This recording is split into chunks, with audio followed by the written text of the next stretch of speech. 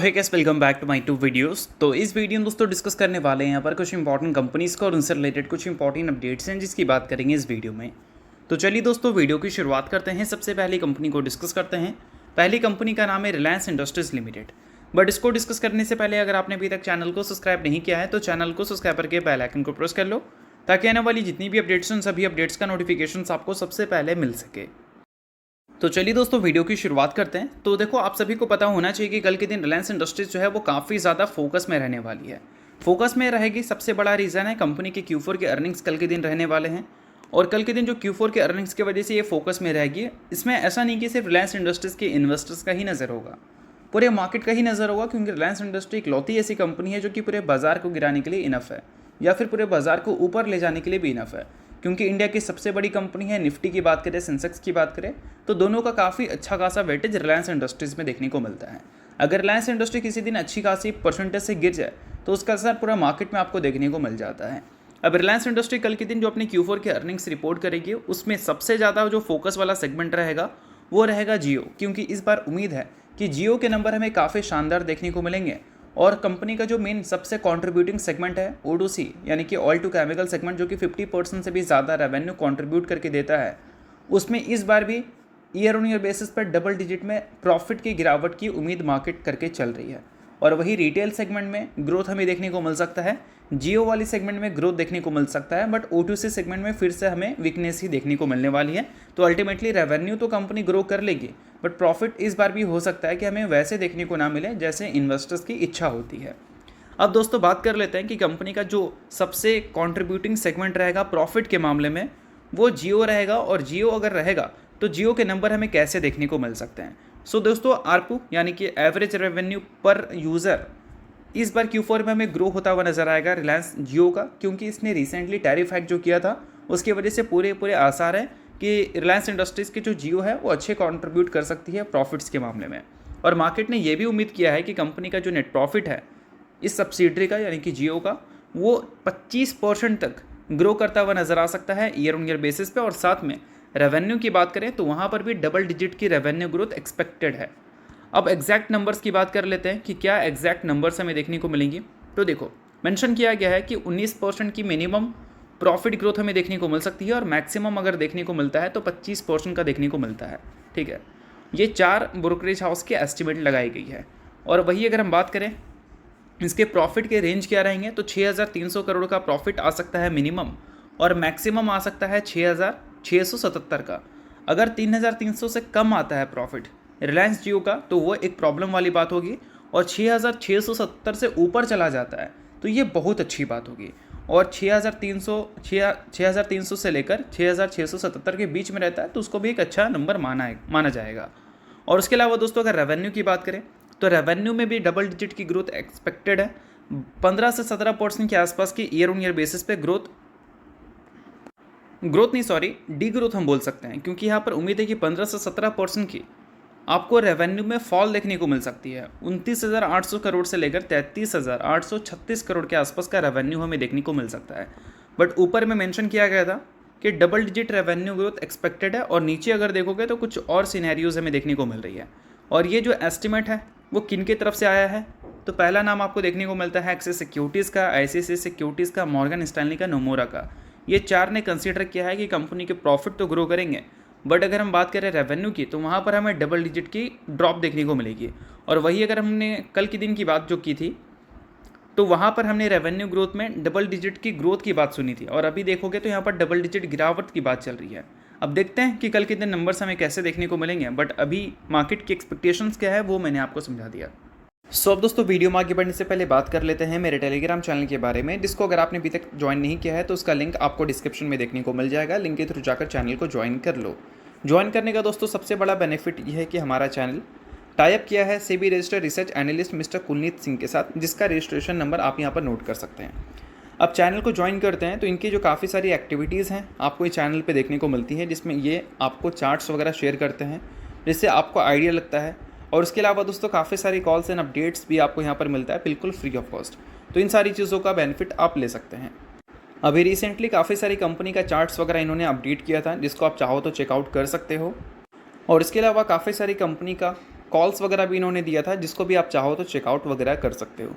तो लिंक आपको डिस्क्रिप्शन में देखने को मिल जाएगा। लिंक के थ्रू जाकर चैनल को ज्वाइन करो, सभी चीज़ें आपको बिल्कुल फ्री ऑफ कॉस्ट यहाँ पर मिलती हैं।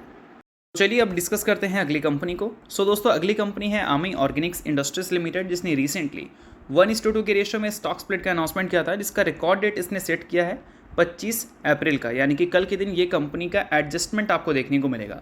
अब एडजस्टमेंट 1:2 स्प्लिट का होगा तो स्टॉक 50% आपको नीचे देखने को मिलेगी। इट मीन्स 50% आपको क्रैश देखने को मिल सकता है स्टॉक, बट एक्चुअल में देखा जाए तो वो क्रैश नहीं होगा, वो बोल सकते हैं एडजस्टमेंट होगा। जैसे ही extra number of shares demat account में शेयर होल्डर्स के क्रेडिट हो जाएंगे तो आपका जो इन्वेस्टमेंट है वो बैक टू नॉर्मल हो जाएगा, क्योंकि आप सभी को पता होना चाहिए जिस दिन स्टॉक एडजस्ट होता है उस दिन आपको शेयर्स नहीं मिलते हैं, कुछ दिन बाद मिलते हैं। और जैसे ही number of extra shares demat account में क्रेडिट होंगे तो आपके इन्वेस्टमेंट बैक टू नॉर्मल हो जाएंगे, बट कल के दिन आपके इन्वेस्टमेंट में 50% की ड्रॉप दिख सकती है अगर आप आमी ऑर्गेनिक्स के इन्वेस्टर हैं तो। नहीं है इग्नोर कर सकते हैं, न्यूज़ थी इस वजह से मैंने बता दिया, बाकी किसी भी तरह का बाई सेल रिकमेंडेशन नहीं है। तो चलिए अब डिस्कस करते हैं अगली कंपनी को, जिसका नाम है CDSL यानी कि central depository services India limited. So दोस्तों, पिछले कुछ टाइम में CDSL का परफॉर्मेंस नो डाउट हमें वीक ही दिखा है। स्टॉक अगर देखोगे तो 31% से ज़्यादा गिर चुका है पिछले एक साल में, अगर इसके 52 वीक हाई से हम बात करें तो। और इस बीच में अगर इसके वैल्यूशंस की बात करें तो उसमें भी हमें ड्रॉप देखने को मिली है। अब वैल्यूशंस में गिरावट आई है, उम्मीद है कि Q4 के अर्निंग्स भी खराब आ सकते हैं। तो क्या Q4 के अर्निंग्स खराब आते हैं तो स्टॉक और गिर सकता है? तो देखो, मैं बताना चाहूँगा आपको, कोई भी चीज़ मार्केट में जो होता है वो फ्यूचर को देखकर होता है। टैरिफ जब लगी थी उससे पहले ही मार्केट गिरना शुरू हो गया था, क्योंकि मार्केट उम्मीद कर रहा था कि टैरिफ लगेगी, बड़ी लगेगी, इस वजह से मार्केट परेशान हो गई थी और मार्केट में गिरावट देखने को मिला था। और अभी CDSL पिछले कुछ टाइम में इसलिए गिरी है क्योंकि मार्केट ख़राब था। इनके ट्रांजेक्शन चार्जेस के जो प्राइजेस हैं उसको भी इन्होंने कम किया था। अगर डेरिवेटिव मार्केट या वॉल्यूम्स की बात करें तो उसमें भी गिरावट हमें देखने को मिली थी। इस वजह से उम्मीद है कि आने वाले क्वार्टर्स के नंबर CDSL का हमें वीक दिख सकते हैं, जिस वजह से मार्केट ने इस कंपनी को ऑलरेडी करेक्ट कर दिया। अगर वीक देखने को मिलते हैं तो मार्केट बिल्कुल भी सरप्राइज नहीं होगी। अगर वीक देखने को नहीं मिलती हैं तब इन्वेस्टर्स वहाँ पर कॉशियस नजर आएंगे कि 50 के पी के हिसाब से वो नंबर अट्रैक्टिव है या नहीं। अब देखो दोस्तों, पिछले कुछ क्वार्टर्स की बात करें, लाइक पिछले एक साल की ही बात कर लेते हैं हम लोग, तो यहाँ पर देख लो कंपनी के जो रेवेन्यू है वो लगातार हमें डबल डिजिट से ग्रो करते हुए दिख रहे थे।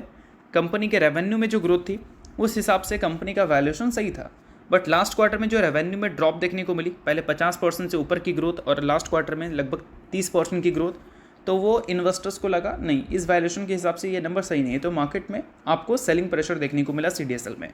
अब अगले क्वार्टर में भी यही चीज़ रिपीट हो जाता है तो इन्वेस्टर्स तो उस चीज़ को लेकर ऑलरेडी प्रिपेयर्ड है, बट इससे अगर ख़राब नंबर देखने को मिलती है तब इन्वेस्टर्स वहाँ पर शॉक होंगे और वो चीज़ आपको देखना है। और मान लो ऐसा कुछ नहीं होता है तो फिर इन्वेस्टर्स को कोई शॉकिंग न्यूज़ मिलेगा नहीं, तो उस केस में क्या है कि CDSL में कोई चेंजेस आपको देखने को मिलेंगी नहीं। तो इस वजह से इसकी जो Q4 के अर्निंग्स हैं उसमें अगर डिसेंट नंबर आते हैं तो कोई प्रॉब्लम वाली बात नहीं है, बट अगर नंबर बहुत ही ज़्यादा डिसअपॉइंटिंग या बहुत ज़्यादा अच्छे आ जाते हैं तब ज़रूर आपको मूवमेंट्स CDSL में दिख सकती है। बट हाँ, मैं कोई बाई सेल रिकमेंडेशन आपको नहीं दे रहा हूँ, सभी चीज़ें सिर्फ एजुकेशन पर्पज़ के लिए, सीखने के लिए कि मार्केट में वर्क कैसे करता है, वैल्यूएशंस और उससे रिलेटेड एक्टिविटीज़। तो चलिए अब डिस्कस करते हैं अगली कंपनी को, जिसका नाम है पॉलीकैब इंडिया लिमिटेड। अब पॉलीकैब का सिनेरियोज भी हमें सेम ही दोस्तों देखने को मिल रहा है। अभी अडानी की न्यूज़, अल्ट्राटेक की न्यूज़ आई थी, जिसके बाद पॉलीकैब इंडिया 60 की पी पे आपको देखने को मिलती थी, गिरकर लगभग 45 की पी के पास आ चुकी है। क्यों? क्योंकि मार्केट ने उम्मीद किया है कि इसके जो नंबर्स हैं वो स्लो हो सकते हैं, बट क्या अगले क्वार्टर में ही नंबर स्लो होंगे? तो ऐसा बिल्कुल भी नहीं है, क्योंकि दोस्तों अभी देखा जाए अडानी और अल्ट्राटेक के आने के बाद इसके जो नंबर्स में इम्पैक्ट दिखेगा वो कम से कम 2 साल बाद दिखेगा। तो अगले क्वार्टर में तो नहीं दिखेगा, बट फिर भी फ्यूचर को देखते हुए मार्केट ने इस कंपनी में पहले ही प्रॉफिट बुकिंग कर ली है। बट अगर अगले क्वार्टर में क्या ऐसा चीज़ है जो कि पॉलीकैब को परेशान कर सकता है, तो वो कंपनी का मेन डिवीज़न है वायर्स एंड केबल्स का, या फिर बोल सकते हैं केबल्स एंड वायर्स का। पिछले क्वार्टर में और पिछले कुछ टाइम की बात करें तो कंपनी के जो ऑपरेटिंग प्रॉफिट मार्जिन है वो काफ़ी ज़्यादा वॉलेटाइल हमें दिख रहा है। अब इसका सबसे बड़ा रीज़न है कॉपर के प्राइसेस, जो कि बीच में काफ़ी ज़्यादा बढ़ते हुए दिखे थे। इनफैक्ट अभी भी अगर तार का प्राइस देखोगे तो बहुत एक्सपेंसिव है। क्यों? क्योंकि कॉपर के प्राइसेस बढ़ चुके हैं, इस वजह से। तो जो मार्जिन्स हैं वही कंपनी का भी सबसे बड़ा दुश्मन रहेगा, जिसको कंपनी कंट्रोल करने की कोशिश करेगी। और पहले क्या होता था कि कंपनी के जो ग्रोथ रेट रहते थे रेवेन्यू का, वैसे ही हमें कंपनी के प्रॉफिट रेट भी देखने को मिलते थे, इनफैक्ट उससे अच्छे भी देखने को मिलते थे। बट पिछले एक साल में वो चीज़ थोड़ा सा चेंज हुआ है। रेवेन्यू ग्रोथ तो 25% से रही है, बट प्रॉफिट ग्रोथ से भी 11% से रही है। और ये इसके रॉ मटेरियल की वजह से ही हुआ है। तो इस चीज़ पे कंपनी को फिलहाल ध्यान देने की ज़रूरत रहेगी कि कंपनी अपने मार्जिन्स को बढ़ाने की कोशिश करे, और मार्जिन्स अगर कंपनी का मान लो इंक्रीज़ होता है तो उस केस में क्या है कि पॉलीकैब इंडिया के लिए फ़ायदे का वो सौदा रहेगा, या फिर बोल सकते हैं स्टॉक के लिए अच्छी बात रहेगी। तो चलिए दोस्तों, ये सारी कुछ इंपॉर्टेंट कंपनी से रिलेटेड इंपॉर्टेंट अपडेट थी जिसकी बात की हमने इस वीडियो में। होप करता हूँ वीडियो आपको अच्छा लगा। वीडियो चला लाइक कीजिए, पहली बार सब्सक्राइब कीजिए। वीडियो के लिए बहुत बहुत शुक्रिया।